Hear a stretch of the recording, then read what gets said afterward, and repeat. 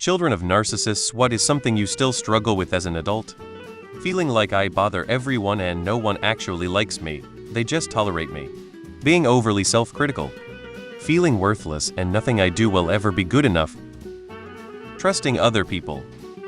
Silent treatment. My mother would ignore me for weeks on end whilst we were living under the same roof, because of any small disagreement that could easily been solved with an apology even when she was in the wrong. I've grown up thinking silent treatment was the right way to communicate my sadness or frustration. It's not easy to get out of this cycle. Self-blame, taking over accountability, over-attunement to other people, attracting narcissists without realizing, projecting good onto others, and having some sort of Stockholm Syndrome trauma bond to narcissists that emotionally abuse me. I struggled with low self-esteem, confidence, anxiety, and also invalidating myself constantly. Chronic caretaker and people pleaser. I get afraid to set boundaries. I'll imagine the worst possible case when I set a boundary which was realistic in my case. I'll basically make every piece of communication as triggerless as possible to not even have the potential to offend someone or make them angry. Feeling like I'm walking on eggshells constantly. Feeling that I have to be perfect and overgive in order to have value. Being in one-sided relationships where I'm giving and giving and giving just to earn a tiny bit of love. Meanwhile the person receiving is just a black hole.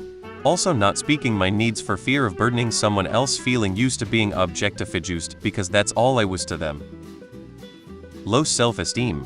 I think people hate me, trusting my own judgment.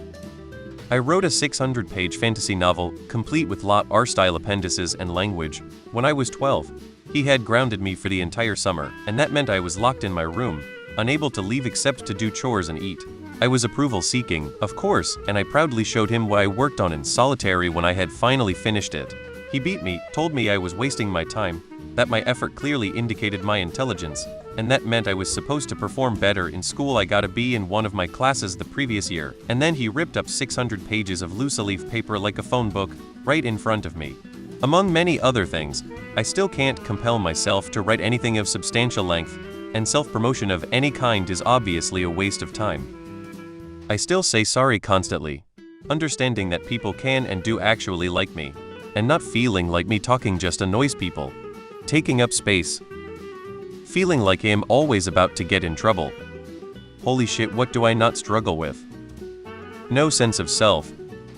Thinking that everything is somehow my fault. Her voice in my head constantly challenging all of my decisions, reactions, and thoughts. Feeling like you need permission to make choices in life or try something new. Overcoming the innate sense of guilt and shame I hold in my chest by merely being. Knowing when to stand up to those abusing authority.